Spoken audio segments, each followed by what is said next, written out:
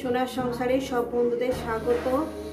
আজকে আমি রান্না করে দেখাবো বন্ধুরা, মৌরালা মাছ দিয়ে আলু বেগুন আর উচ্ছে চচ্চড়ি বা একটু ভাজা ভাজা টাইপের করব। তো বন্ধুরা এর জন্য আমি কি কি নিয়েছি চলুন। প্রচন্ড ঠান্ডা পড়েছে দেখছেন, ওদের সে নিয়ে নিয়েছি সোয়েটার, গলাটা আমার নিজেরই ওড়নাটা একটু জড়িয়ে নিয়েছি যাতে ঠান্ডা না লাগে। চলুন শুরু করা যাক। দেখুন নিয়ে নিয়েছি আলু লম্বা লম্বা করে কেটে নিচ্ছি, বেগুন, উচ্ছে, কাঁচা লঙ্কা আর এটা হচ্ছে মৌরালা মাছ। লবণ আলু ছড়ানো আছে। এই লেগেছে। রেসিপিটি শুরু করার আগে বলবো লাইক করবেন, শেয়ার করবেন, নতুন নতুন রেসিপিতে পেতে গেলে চ্যানেলটি সাবস্ক্রাইব করে দেবেন। চলুন শুরু। তো বন্ধুরা গ্যাস ধরিয়ে দিয়েছি, কড়া বসিয়ে দিয়েছি, কড়া আমার গরম হবে। তো বন্ধুরা গ্যাস ধরিয়ে দিয়েছি, কড়া বসিয়ে দিয়েছি, কড়া আমার গরম হয়ে গেছে। পরিমাণ মতন তেলটা আমি দিয়ে দেবো। পরিমাণ মতন তেলটা আমি দিয়ে দিয়েছি। তেলটা আমার গরম হবে। তেলটা আমার গরম হয়ে গেছে দেখেন। দিয়ে দেবো মাছগুলো। রেসিপিটা কিন্তু আপনাদের কেমন লাগছে বলবেন। ভীষণ খেতে ভালো লাগে বন্ধুরা। দিয়ে দিলাম। তো বন্ধুরা মাছটাকে আমি ভেজে নিয়েছি, মাছটাকে আমি তুলে নিচ্ছি। ওই তেলের মধ্যে দিয়ে দেবো একটু জিরে ফোড়ন।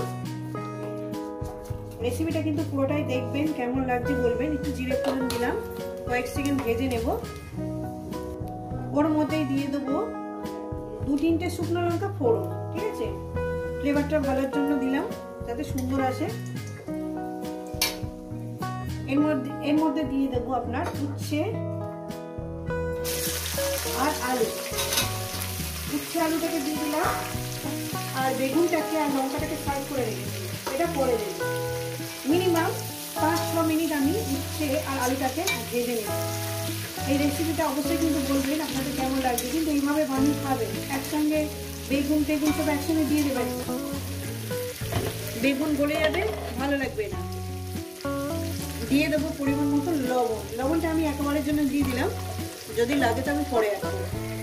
তো বন্ধুরা টেস্টফুল চচ্চড়ি করতে গেলে ঢাকা দিয়ে করতে হবে, তবে চচ্চড়ির টেস্ট হবে। তো বন্ধুরা 5-6 মিনিট আমি ভেজে নিয়েছি।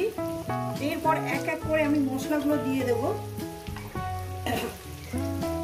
প্রথমেই দিয়ে দিচ্ছি আমি জিরে ধনের গুঁড়োটা, ঠিক আছে।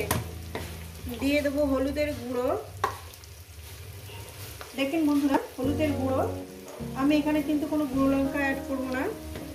আর একটু আদা চেঁচে দেবো, দিয়ে দেবো এখানে একটু আদা চেঁচে। রেসিপিটা আপনাদের কেমন লাগছে অবশ্যই কিন্তু বলবেন বন্ধুরা। আদা চেঁচে দেবো না, 1/2 চামচের মতন আমি দেবো। আদা দিয়ে দিয়েছি। দিয়ে দেবো এর মধ্যে দিয়ে দেবো বেগুন আর কাঁচা লঙ্কাটা, ঠিক আছে। এইবার এটাকে একদম লোতে দিয়ে আমি গ্যাসটাকে একদম লোতে করে দেবো। লোতে করে দিয়ে এই রান্নাটা আমি করব মিনিমাম আর 6-7 মিনিট ধরে। টাইম সবসময় সঠিক বলা যায় না, তবু যতক্ষণ টাইমটা লাগে আর কি। একদম লোতে করে দিয়েছি। আর এখানে আরো যদি বেগুনটা সফট নরম হয়ে যায় তার জন্য আমি এখানে ঢাকনা চাপা দিচ্ছি। আপনারা একদম ভিডিওটা বাদ দিবেন না, পুরোটাই দেখবেন, নাহলে কিছু বুঝতে পারবেন না। বন্ধুরা এখানে সামান্য পরিমাণে, দেখেন বন্ধুরা সামান্য পরিমাণে একটু জল দিয়ে দিলাম যাতে মশলাটা যাতে পুড়ে না যায়, ওই জন্য দিয়ে দিলাম। এরপর ওর মধ্যে মাছগুলো আমি দিয়ে দেবো, দিয়ে আরো চাপা দিয়ে দেবো। আর একটা জিনিস, একটু স্বাদ মতন চিনি দিয়ে দেবো। এই যে যার স্বাদ মতন নুন ঝাল মিষ্টি স্বাদ মতন দিয়ে দেবেন। আমাদের স্বাদ মতন আমি দিলাম। এরকমই চাপা দিয়ে দিয়ে আস্তে আস্তে করে হবে। তো বন্ধুরা আমি যেইভাবে রান্নাটা করছি দেখেন, এখন আমি তো নাড়িনি। আমি যেভাবে রান্নাটা করছি একবার সেইভাবে রান্নাটা বানিয়ে খেয়ে দেখবেন, ভীষণই টেস্টি লাগবে, ভীষণই সুন্দর লাগবে, গন্ধে খাওয়া হয়ে যাবে।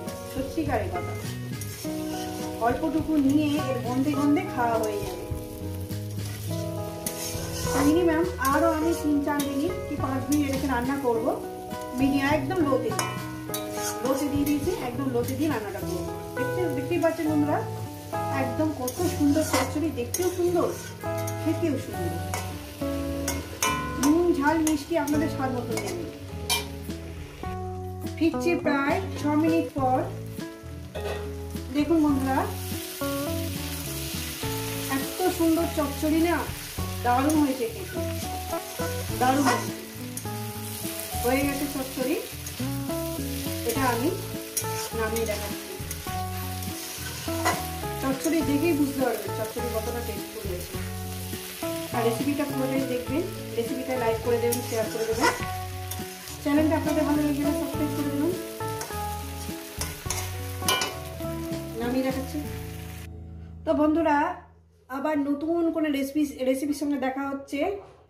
সবাইকে বলবো সুস্থ থাকবেন, ভালো থাকবেন, আর আমার নিত্য নতুন ভিডিও দেখবেন।